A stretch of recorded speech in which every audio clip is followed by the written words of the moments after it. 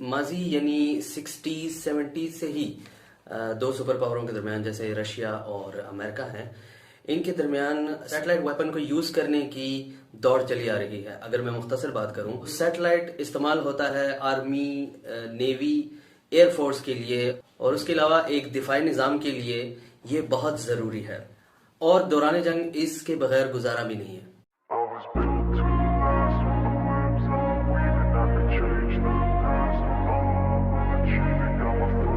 अच्छा दोस्तों, सैटेलाइट का जो इस्तेमाल है वो मुख्तलिफ कामों में होता है, जैसे मौसम का हाल मालूम करने के लिए, नशरो इशात, साइंसी तहकीक के लिए सैटेलाइट को जो है वो यूज में लाया जाता है। सैटेलाइट टेलीफोन का निजाम चलाने में और इंटरनेट का निजाम चलाने में भी इस्तेमाल आती है। बिल्कुल इसी तरह सैटेलाइट का इस्तेमाल मिलिट्री पर्पसेस के लिए भी जो है होता है, और जिसको मिलिट्री सैटेलाइट कहा जाता है। मिलिट्री सैटेलाइट्स का सबसे अहम इस्तेमाल इंटेलिजेंस शेयरिंग, कम्युनिकेशंस के लिए इस्तेमाल किया जाता है। नेविगेशन, मिलिट्री कम्युनिकेशंस के लिए इसका इस्तेमाल किया जाता है, जैसे जीपीएस के इस्तेमाल में इसका अहम रोल है। इसकी मदद के बगैर एक्यूरेट जगह तक पहुंचना मुश्किल होता है। बिल्कुल इसी तरह मिसाइल, लॉन्ग रेंज मिसाइल को अपने टारगेट तक, अपने पॉइंट तक पहुंचाने के लिए ही सैटेलाइट का इस्तेमाल होता है। सैटेलाइट के थ्रू जासूसी भी की जा सकती है, दुश्मन के एयर बेसिस पर नजर रखी जा सकती है, उसकी डेवलपमेंट्स के ऊपर नजर रखी जा सकती है, और उनके जो मिलिट्री एक्शंस के ऊपर हम नजर रख सकते हैं। इसी तरह आपने देखा होगा ड्रोन्स अटैक किए जाते हैं, बगैर पायलट के होते हैं वो, उसके लिए भी नेविगेशन और उनको कंट्रोल करने के लिए सैटेलाइट का इस्तेमाल किया जाता है। यहां तक कि अर्ली मिसाइल वार्निंग के लिए भी सैटेलाइट का इस्तेमाल किया जाता है। मिसाल के तौर पे अगर दुश्मन आप पर बैलिस्टिक मिसाइल लॉन्च कर दे या वो एक्टिवेट कर दे, तो मिसाइल डिफेंस अलार्म सिस्टम आपको पहले से ही दुश्मन के मिसाइल सिस्टम के बारे में आगाह कर देगा। इनके लिए सैटेलाइट का होना बहुत जरूरी है, और इसको जंगी मकासद के लिए इस्तेमाल किया जा रहा है, जासूसी करने के लिए और दुश्मन के हसास तनसीबात पर और उनके डेवलपमेंट्स पर नजर रखने के लिए जो है इसको इस्तेमाल किया जाता है। दुश्मन के, या आप देख लें कि जो मगरिबी ममालिक हैं वो इस हवाले से काफी तरक्की याफ्ते हैं, और इसी वजह से पाकिस्तान की कोई भी डेवलपमेंट या कोई भी ऐसी मिसाइल टेक्नोलॉजी सिस्टम जो वो लॉन्च करता है, ठीक है, तो उस हवाले से उन्हें इस चीज का यकीन होता है कि पाकिस्तान जो कह रहा है वो वाकई वो उस काबिल हो चुका है।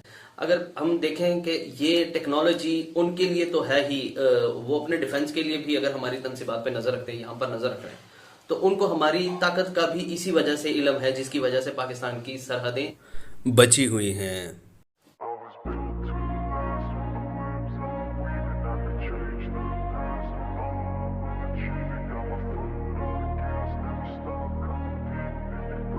दोस्तों, जैसे कि मैंने पहले बताया कि जंग के लिए सैटेलाइट का होना बहुत जरूरी है, तो सैटेलाइट के जरिए हम दुश्मन के अज़ाइम का पता लगा सकते हैं। लेकिन अगर स्पेस में हम दुश्मन के सैटेलाइट को ही उड़ा दें, मिसाल के तौर पर जमीन से खला में मिसाइल मार दिया जाए और वहां पर जो दुश्मन का सैटेलाइट है उसको तबाह कर दिया जाए, तो हम दुश्मन को तकरीबन हम मफलूज कर सकते हैं, क्योंकि उसी सैटेलाइट के थ्रू ही वो हमारी नकलो हरकत पे नजर रखे हुए है। तो अगर उसको ही तबाह कर दिया जाएगा तो यकीनी तौर पर ये दुश्मन के ऊपर एक बहुत बड़ा एज हासिल हो जाएगा। तो ये काफी सपोर्टिव रहेगा दुश्मन पर गलबा पाने के लिए।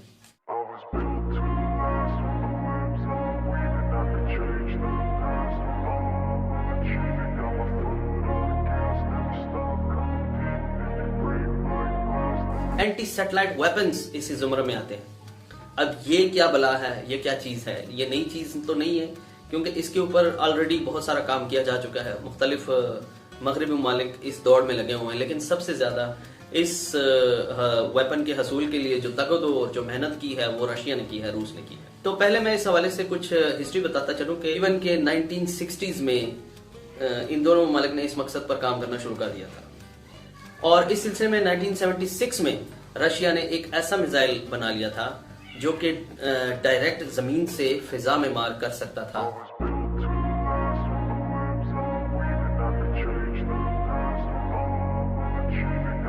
और फिजा में जाकर वो सैटेलाइट को हिट कर सकता था। और अमेरिका के दरमियान जो सर जंग तो आप लोगों ने सुनी होगी, तो रशिया कोई भी इस तरह की मिलिट्री कोई डेवलपमेंट करता है, कोई भी ऐसा वेपन तैयार करता है, तो अमेरिका को ख्वाह ही उसके पेड़ में मरोड़ शुरू हो जाता है।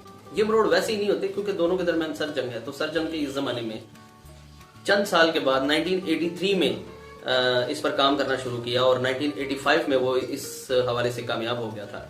उसने भी एक ऐसा मिसाइल बना लिया था, एंटी सैटेलाइट मिसाइल, खला में जाकर जमीन से मिसाइल मार के खला में सैटेलाइट को तबाह करना। ये एक तरीका था सैटेलाइट को हिट करने का।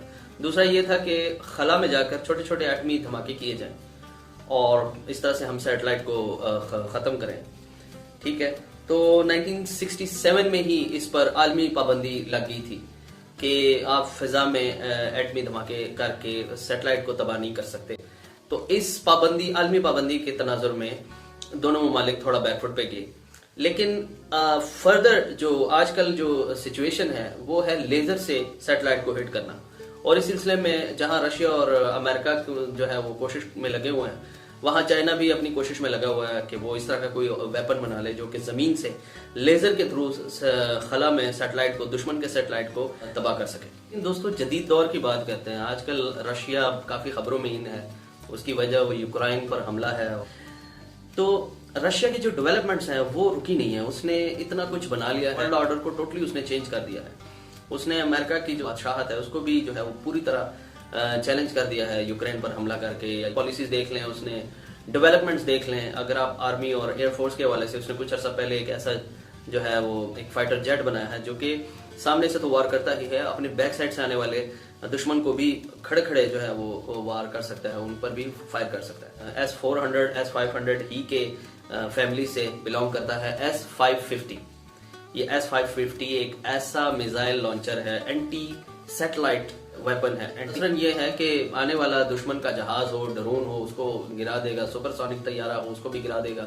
सुपरसोनिक मिसाइल हो, बैलिस्टिक मिसाइल हो, ये उसको भी डिडक्ट करके हवा में ही उसको तबाह करने की सलाहियत रखता है। काफी सारी इसमें स्पेशलिटीज हैं।